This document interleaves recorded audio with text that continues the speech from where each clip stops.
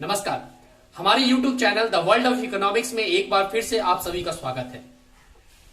हम अभी macro economics का डिस्कशन कर रहे हैं। मैक्रो इकोनॉमिक्स के पहले चैप्टर नेशनल इनकम अकाउंटिंग के बारे में बात कर रहे हैं, लेकिन आज मैं कुछ आपसे बात करना चाहूंगा। जैसा कि हमें पता है, आप भी जानते हैं, सारी दुनिया इस समय कोरोना महामारी के कारण ग्रसित है। हमारा भारत देश भी इससे ग्रसित है, हमारे बिहार में भी ये समस्या है। लेकिन इन सब समस्याओं के बीच शिक्षा भी एक हमारी जरूरत है। शिक्षा, स्वास्थ्य, ये सभी जरूरत है। हमने कोशिश किया कि बच्चों की पढ़ाई बाधित ना हो, बच्चों को निरंतर उनके शिक्षा में हम सहायक हो। इस पर सभी लोग चिंतित हैं। इवन हमारे विद्यालय के जो संस्थापक हैं, पिंटू सर, धर्मवीर सर उनका नाम है, उनका, या हमारे प्रिंसिपल सर, हमारे जो और सारे जो कलीग टीचर्स हैं उनका, उन सभी लोगों का अथक प्रयास है कि बच्चे लोग को इस अनिश्चित कह सकते हैं एक महामारी के दौर में भी उनकी शिक्षा से दूर न किया जाए, ताकि जब हमारा लॉकडाउन खुले, जब हम सामान्य जीवन में फिर से लौटे, तो हम इतना ना समय व्यतीत कर चुके हैं व्यर्थ में कि उसका भरपाई भी ना हो सके। तो हम कोशिश करते हैं यही कि आपको ये जो आने वाली जो कठिनाइयां हैं, उन कठिनाइयों को अभी हम थोड़े थोड़े करके बांटे, उनको सॉल्व करें। इसीलिए हम सभी कोशिश में है कि बच्चों को ऑनलाइन क्लासेस दी जाए। ऑनलाइन क्लासेस के माध्यम से बच्चे कुछ ना कुछ तो जरूर सीखेंगे, उनकी कुछ हम सहायता कर सके। गार्जियंस भी इससे बहुत ज्यादा उत्साहित हैं कि उनके बच्चों की शिक्षा जुड़ी हुई है, शिक्षा के साथ वो जुड़े हुए हैं। एक समय भी कह सकते हैं आपका एक पार लगेगा कि नहीं, आपको कुछ काम मिलेगा, आपको कुछ पढ़ने को मिलेगा, कुछ सीखने को मिलेगा। तो इन सब बातों का ध्यान रखते हुए हमने कोशिश किया कि आपको ऑनलाइन क्लासेस दी जाए। ठीक है, चलिए आज हम शुरू करते हैं हमारे अपने टॉपिक की तरफ, जो बहुत ही खास है, बहुत ही इंपॉर्टेंट है। ये एग्जामिनेशन पॉइंट ऑफ व्यू से एग्जाम में इससे 4 नंबर का सवाल आता है। कभी 4 नंबर में पूछे जाते हैं, कभी 6 नंबर में पूछे जाते हैं, एक न्यूमेरिकल प्रॉब्लम। और उसके लिए जरूरत है कि हम मेथड्स को बहुत बेहतर तरीके से समझें। अब मेथड्स को हमें जब सीखना है तो आप बिल्कुल वेल प्रिपेयर्ड रहे, नोटबुक के साथ रहे, और आप एक एक पॉइंट को गौर करें, बिल्कुल अटेंटिव मोड में आप इसको ध्यान दें। क्योंकि जब एक समस्या आप सही से सॉल्व नहीं करते हैं तो उससे जुड़ी हुई दूसरी समस्या शुरू हो जाती है। तो मेरा मानना यह है कि पहली ही समस्या हम बेहतर तरीके से सॉल्व करें, ताकि आने वाले जो मार्ग है वो सुगम हो जाए। चलिए शुरू करते हैं हम अपने मेथड्स को, जो नेशनल इनकम अकाउंटिंग के मेथड्स हैं। चलिए स्टार्ट करते हैं। जैसा कि मैंने बताया कि आज हमारा जो टॉपिक है वो methods of calculating national income. तो there are 3 methods to calculate national income. First one, the value added method, or also called the product method or output method. The second one is the income method, and the third one is the expenditure or disposition method. कितने methods? 3 methods है। कौन कौन? Value added और output और product method, दूसरा income method, तीसरा expenditure or disposition method. हम सबसे पहले स्टार्ट करेंगे इनकम मेथड। अब कहेंगे, आप लोगों का सवाल भी होगा कि सर ऐसा क्यों, पहले वैल्यू एडेड क्यों नहीं? तो ये हमारा अपना कॉन्सेप्ट है, हम अपने कॉन्सेप्ट के हिसाब से आपको पढ़ा रहे हैं ताकि आपको आगे प्रॉब्लम ना हो। ठीक है, तो शुरू करते हैं हमारे अपने पहले मेथड की तरफ, जो कि है इनकम मेथड। चलिए शुरू करते हैं। इनकम मेथड ये है क्या? कहता है it is also called the distributed share method और फैक्टर पेमेंट मेथड। किस नाम से इसे और जानते हैं? डिस्ट्रीब्यूटेड शेयर मेथड और फैक्टर पेमेंट मेथड। अब इस मेथड में हम कैसे नेशनल इनकम कैलकुलेट करते हैं? तो कहता क्या है कि under this method national income is measured using the income generated among 4 factors of production. We already know the 4 factors of production are land, labour, capital और entrepreneurship. Again, land, labour, capital and entrepreneurship. इस 4 factors of production के against में जो factor payment generate होते हैं, income generate होते हैं, which is in the form of wages, rent, interest and profit. Wages, land आपको लेबर पे आता है, जो आपका लैंड है उस पर आपको रेंट दिया जाता है, और जो कैपिटल है उस पर इंटरेस्ट मिलता है, और एंटरप्रेन्योरशिप पे प्रॉफिट मिलती है इन exchange for their factor services. यानी कि हम क्या करेंगे इस मेथड में, जितने भी तरह के फैक्टर सर्विसेज हैं, उस फैक्टर सर्विसेज के अगेंस्ट में जो फैक्टर इनकम जनरेट हो रहा है, उस जनरेटेड इनकम को सम टोटल करके हम लोग नेशनल इनकम कैलकुलेट करेंगे। चलिए इस मेथड की शुरुआत करते हैं। अब इस मेथड में जो सबसे पहला काम है, steps for estimating national income, वो है आइडेंटिफिकेशन ऑफ प्रोड्यूसिंग एंटरप्राइजेस, यानी कि कौन कौन से सेक्टर हैं, कौन कौन से इंटरप्राइजेस है जो प्रोड्यूसिंग कर रहे हैं। हमने यहां पर उसको कैटेगराइज कर लिया as primary, secondary and tertiary.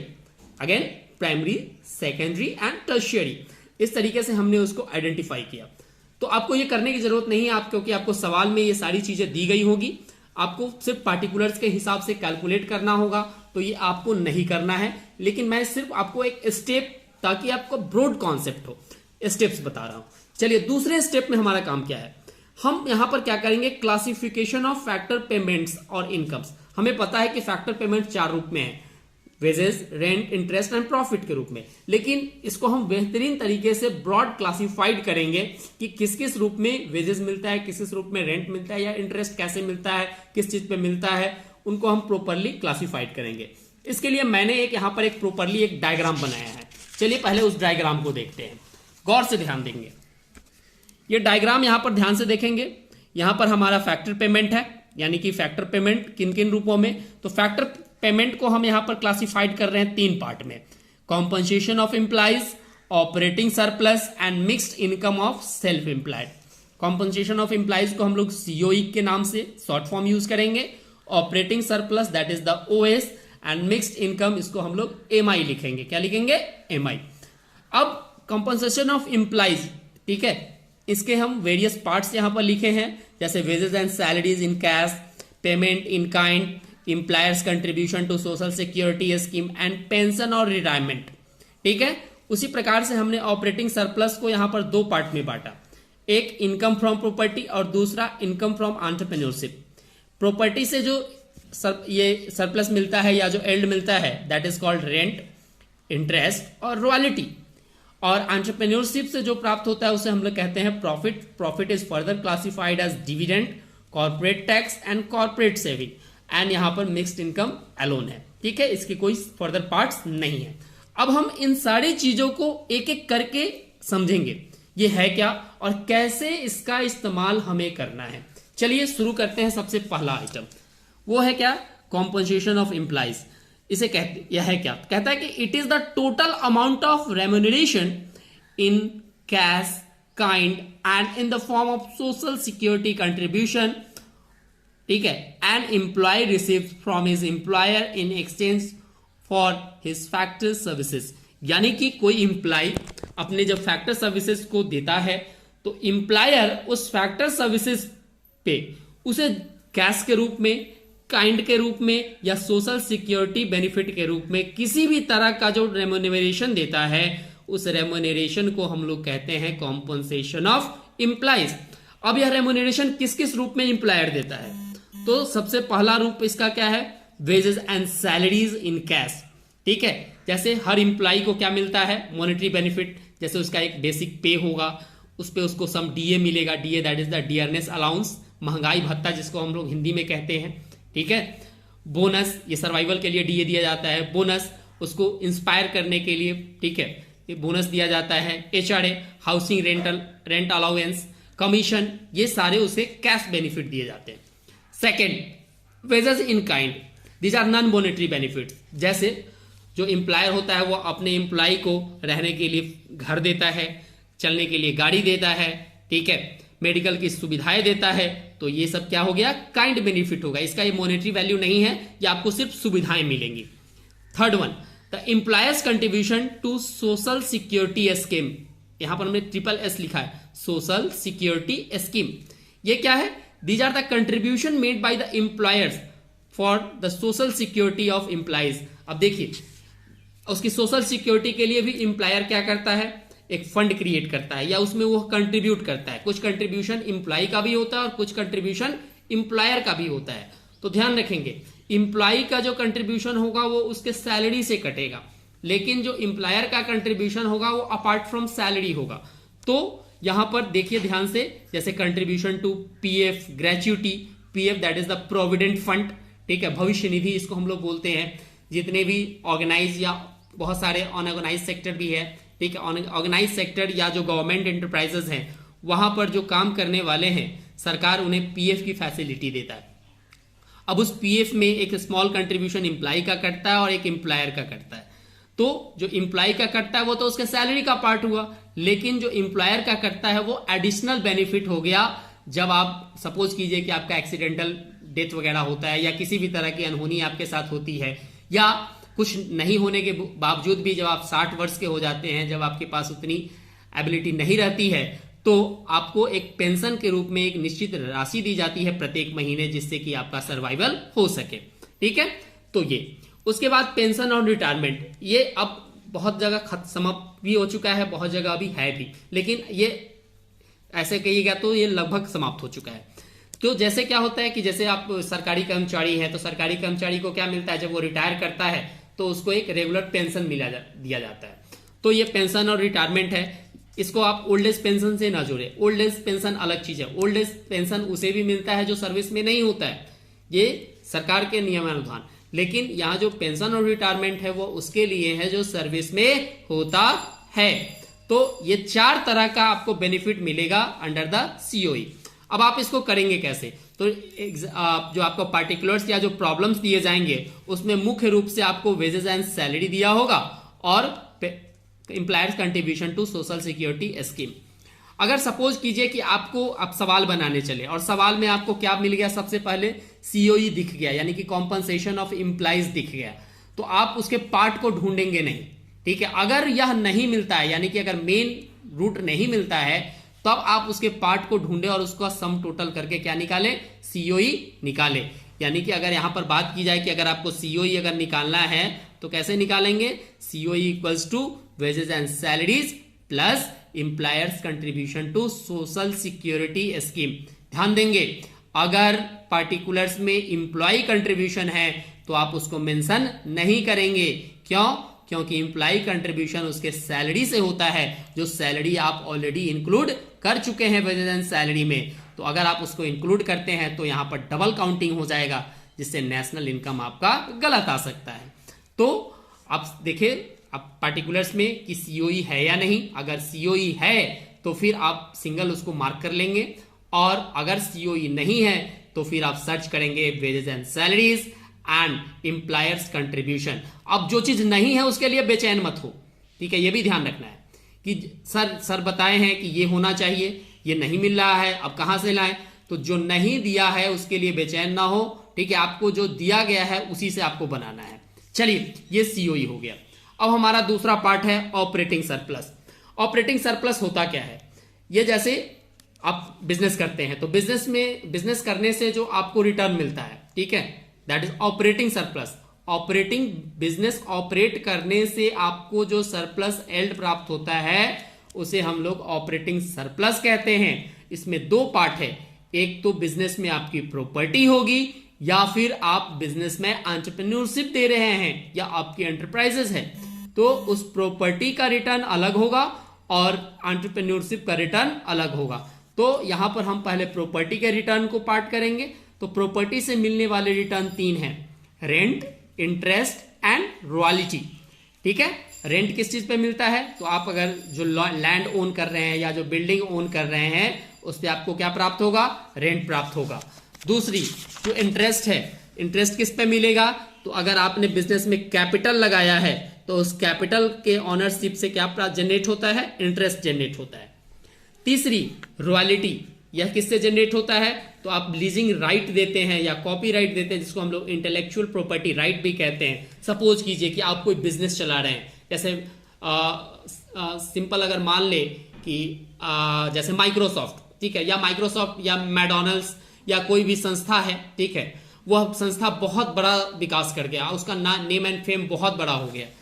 अब उस संस्था के नाम से आप भी संस्था चलाना चाहते हैं अपने घर पे, तो वह संस्था क्या कर देगी, आपको एक नाम देगी, ठीक है, और उस नाम के बदले में आपको उस बिजनेस से प्राप्त होने वाले रिटर्न का सर्टेन % आपको उस संस्था के ऑनर को देना होगा, जिसे हम लोग रॉयल्टी कहते हैं। यानी कि जो ब्रांड नेम हो, ठीक है, उस कॉपीराइट या लॉयल्टी पे, ठीक है, आपको क्या देना पड़ेगा, रॉयल्टी देनी पड़ेगी।